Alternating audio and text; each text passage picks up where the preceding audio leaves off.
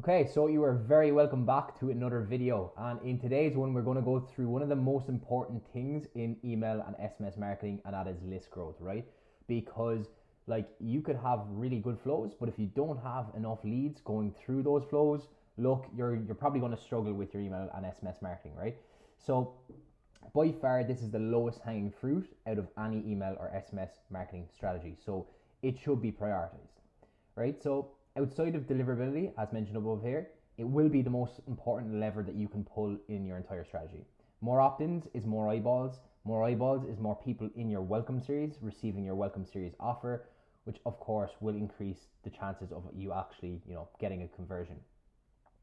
Now, this is mainly true provided that your list, the subscribers coming into your list are of a high quality. But we can kind of talk a bit about how to actually, further enhance the quality of your subscribers coming into your list later on in this video. And by the way, before we continue, if you want access to this guide, the link to access it will be down in the description below. So what we're going to go over now, right, is the 4 ways to grow your email and SMS list. So there's not just one way, and there's actually probably a bit more than 4 ways to do this. And I would suggest if you're running a brand or you're serving e-commerce clients to try and use all 4 if you can, if not more, and try and collect emails wherever you can. So number 1 is going to be the most popular, and that is a pop-up form. 2 is an embedded or footer form, and you might see this in the bottom of a website. Number 3 is setting up landing pages, which again we'll talk about in a while.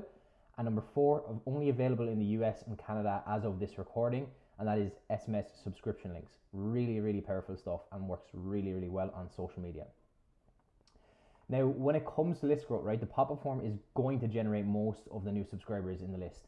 And remember, look, your list growth is going to be a function of your website traffic. So if you if you don't get anyone to your website, the chances of you getting people into your email list are, significantly lower. So always remember that, of course, your list growth is going to be a function of your website traffic. Now, first of all, we'll dive into pop-up forms, right? And at our agency, we've tested out hundreds and hundreds of pop-up forms, and generally speaking, we've kind of found 2 different ways in which to set this up. So the first one is going to be a multi-step pop-up form. Generally speaking, from all the tests that we've run, this does tend to outperform a single step, which we'll talk about in a second. But of course, every single brand is different, so I would strongly encourage you to actually test this stuff out. Now, if you're not really sure what I'm talking about in terms of a multi-step pop-up form, you can check out an example here. So this is an example of a multi-step where we're asking them, do they want the offer in the first step? And then all they have to do is say yes or no. And then in the second step, we can obviously ask them for the email address. And the psychology here is that, if they give us that micro commitment on the first step, the chances of them giving us the email or SMS on the later steps is much higher because they've already had that little psychological buy-in. Now, when you're talking about single step pop-up forms, hopefully should be pretty self-explanatory, but if we look at an example here of a single step pop-up form, this is exactly what it looks like. We're looking for the email straight off the bat. So I strongly recommend testing these 2 different styles of pop-up forms out on your store or for your clients to see what obviously performs best. Now, thirdly, we're going to talk about how to actually increase the, let's say, quality of your email subscribers, because zero-party data is so powerful for an e-commerce brand, and it will obviously add a bit of friction to your pop-up form, but you're going to be able to collect some data on them. So if you don't really know what zero-party data is, there's a little nice definition here. It's data that a customer intentionally actually gives your brand. So that could be whether they are interested in t-shirts, or are they interested in, let's say, jumpers, or are they interested in shoes? And then we're collecting that data that we can then use to remarket to that customer. Again, my apologies for all of the red lines showing up underneath words because of my Grammarly. But anyway, let's ignore that. Now, if you'd like, what you can do is you can check out the recording of how to set this up on a pop-up form if you just access the guide below in the description. So if you click this link, you'll get a nice video guide on how to actually do that for your brand. Now we're going to kind of talk about the settings and obviously targeting for your pop-up form. Generally, we've found the best settings and targeting as follows. So displaying the pop-up form 5 to 10 seconds after the page loads, or else a 30 to 60% page scroll. Now, You don't want to show the pop-up form to, you know, all Klaviyo profiles. Make sure you're excluding the cart and checkout from actually, you know, seeing the pop-up form. The last thing you want is a customer to get a pop-up form showing when they're trying to put in their card details. It's distracting them. It's more friction. So make sure that you're excluding it from there. Again, there's going to be a little guide on how to do that here in the document down below in the description. What you'll also want to do as well is include a teaser on the pop-up form. So if the customer accidentally clicks off it, you know, if they come to the website and they're trying to click off a load of different pop-up forms, let's say that you have a customer service widget or some form of chatbot, you know, it could be a bit overwhelming for them. So if they accidentally click off, they may still want the offer. So make sure that you have a teaser, and this should show up on one of the sides of your website, wherever you choose. Next, you'll want to make sure that you're removing double opt-in from your list. And that will make sure that, you know, people aren't missing their welcome offer. So for example, if you have double opt-in set up, that means that, you know, a customer has to then confirm their subscription in a subsequent email, and that just adds friction to the process. There's only very few times in which you would want to turn double opt-in on, and that is if you are getting a lot of bots joining your list, in which case you would want to put on double opt-in to, you know, prevent that from happening. Now, just note that the Klaviyo pop-up form, the display settings work with AND logic. So that means that if you set a pop-up form to display after 10 seconds and 60% of the page scroll, that means that a customer will have to complete both of those actions in order for the pop-up form to show. Hence, less people would see that. Now, the biggest lever to pull on your pop-up form is going to be the offer. That's, at the end of the day, that's probably what most people care about, is the offer. They just want a discount. They want to, they want to get a bargain. So if you're looking at your offers in no particular order, this is what we have found to work best for e-commerce clients, and that is X% off your order, X dollars off your order. And this actually, the second point there, works well for brands who have a higher average order value, because as your average order value, you know, increases, you probably don't want to be giving a percentage discount, because that the amount that you lose is going to scale up with the amount of whatever the customer spends. So you might want to attach a dollar figure to that, so it's more or less capped, if that makes sense. Another good one to test out is a free gift with your order, free shipping with your first order, free guide. This worked quite well, but I've seen when we have previously given away free guides for clients, yes, it gets really good signups, but the conversion rate on the back end of that mightn't be as strong as if it is an offer, because of course an offer, let's say like a percentage discount or a dollar off discount, like there's going to be implied intent there. They have a reason to make that purchase. Monthly competitions work quite well, but above all else, you'll have to, you know, obviously A/B test offers, and that's going to be the biggest lever that you can pull, is the offer.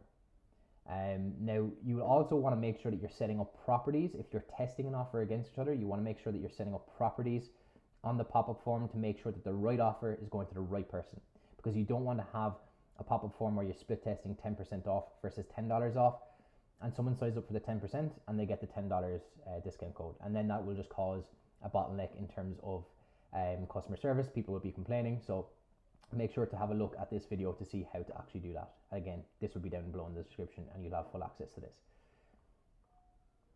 Now, secondly, we're on to embedded / footer forms. They'll typically convert at a much lower rate, because less people will actually see your footer form. They'll have to go down to the very bottom of the website, or else if you put it in the middle of the homepage, perhaps more people would see it, but that's probably not recommended to do that. And again, there's going to be a video guide on how to do that here. Now, landing pages, I don't see many brands using this, and the way in which you can do this is setting up an embedded form. So from step 2, or from option 2, set up in an embedded form, and you will be given a piece of code once you sign up this embedded form through Klaviyo. And then what you can do is you can put this into a landing page. And then what you can do is you can obviously push traffic from social media towards this landing page. And it works really well. For example, if you have a sale coming up and you want to give people early access, you could say, look, sign up to our email list here, and you'll get early access to our new promotion coming next week, for example. Now, in this case, what you want to do is you want to create the embedded form in Klaviyo, create a landing page using Shopify or Shopify third-party app, place the code of the embedded form onto the landing page, and push the traffic to the landing page from social media. Really, really simple. Shouldn't take you that long. and the benefits that you get from it, the results that you get from it will be quite good. Hopefully you'll be probably shocked by the results that you can get from this, especially if you have a sale coming up and trying to, you know, drive a lot of people into an early access list. Now, the fourth part here about SMS subscription links, again, this is US and Canada only. And similar to the situation above, when a brand has a large social following, you'll obviously want to capitalize on that, right? And you can set up SMS subscription links, which can be used by the brands obviously on their socials. Now the customer journey will look a little like this. So let's say, for example, you have, I don't know, a sale coming up. Customer sees an Instagram story from a brand stating that they can get 10% off when they join the SMS list. What the customer will do then is they'll tap the link on the Instagram story, and then they'll be brought to the messages on their phone. If they're on desktop, they'll be brought to a pop-up form, and the customer can then receive the SMS welcome flow with their 10% guide. Now we have a little guide here on SMS subscription links. I might just dive into that there for 1 second. So how you do this is you go to settings, SMS automations. What you want to do then is you want to create a subscription link. And then what you want to do is you want to change the name of the subscription link to something that is going to be recognizable. What you can do then is you can edit the subscribe page so that customers who click this link on desktop, for example, so let's say they're not on their mobile, so obviously you can't go to messages. You'll obviously want to make sure that they're going to some form of pop-up form. So what you can do here is you can edit the subscribe page and just make it, you know, branded. Now, just flicking back here to the doc, I would strongly recommend, if you are based in the US or Canada, setting this up, because we have seen massive results with this for the clients that we're working with. And unfortunately, if you're outside of the US or Canada, what I would do is I would use a landing page. So create your embedded form, put this on a landing page on Shopify or a third-party app like Replo or Shogun, and drive some traffic to that. That's your kind of workaround there. So hopefully you guys found this useful. Like, we use this guide internally. This is so important for us and essential to all of our client results, because list growth is literally like oxygen to any email marketing or SMS marketing strategy. So go down to the description below, access this guide, and if you have any questions, drop them below in the comments. I hope you got some value from this video, and I'll catch you on the next one.